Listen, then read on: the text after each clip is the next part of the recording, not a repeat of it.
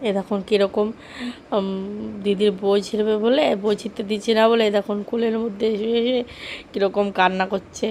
আমি বলছি মাম্মা বই ছেড়ে না, বই ছেড়ে না। ও আমার কথা শোনে? একদম শুনছে না, শুধু বই ছিঁড়বে বলে কান্না করছে। কি কান্না যে করছে!